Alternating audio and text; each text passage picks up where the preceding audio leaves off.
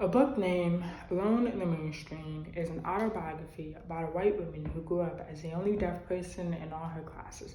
She reflects on her adolescence as a translucent light of innocence, her playground parties with stubborn parents.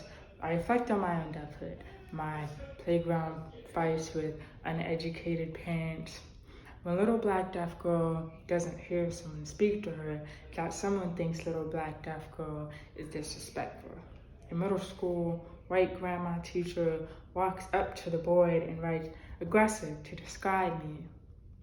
Walking through the cafeteria, I think the bully said something. When I'm forced to fight for my life, my memory goes dark.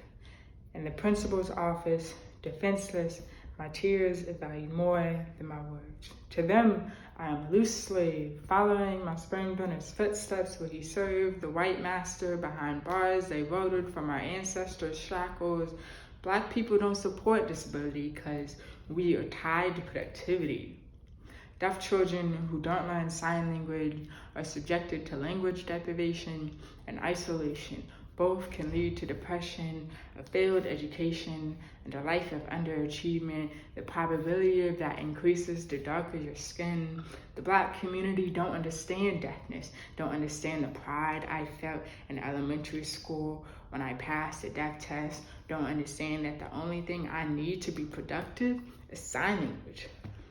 My godmom tells me, when people talk to you, look nicer. She confuses my deafness with rudeness. They pray to the white savior to heal my ears. My biomom says I have selective hearing, that I hear what I want to hear. That's why I thought I needed to lie on my deaf test. Most Black hearing parents don't know about the Black deaf community, don't understand the direct parallels of their history of racism, two different sides of a coin, yet side by side, feeling every greed that grips it. We are tied to productivity. At age 18, little Black deaf girl finally learns to sign, but from old white deaf men who verbalize the word Negro in class and ask a trans person at sign lunch what their dead name is. I learned at a university that used to be a slave plantation. White students were granted tax exemption for disabled slaves. My full ride means nothing if I'm just a diversity quota. Just being here feels like a tax write-off. Black, deaf, queer, always fighting racism, ableism, homophobia. White supremacists are comfortable protesting on these grounds. To them, I'm a loose slave. My final year of undergrad, in a course named Black Fire, I sit front row. My interpreters to the right.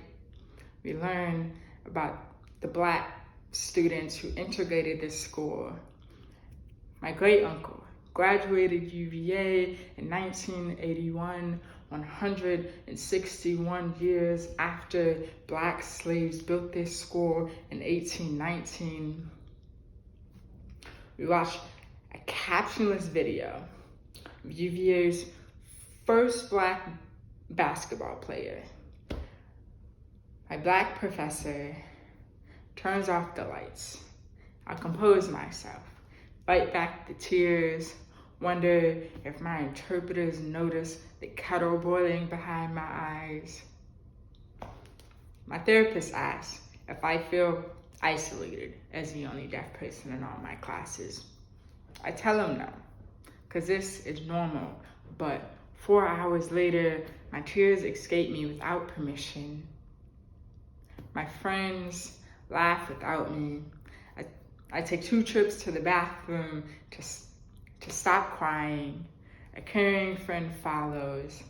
I avoid her, make sure she can't hear me sobbing in the bathroom stall. I'm the only deaf person in all my classes. No one can fix this problem, make me feel less isolated in this inaccessible setting of group assignments with background noises and masks covering the lips I used to read. All deaf people want is for you to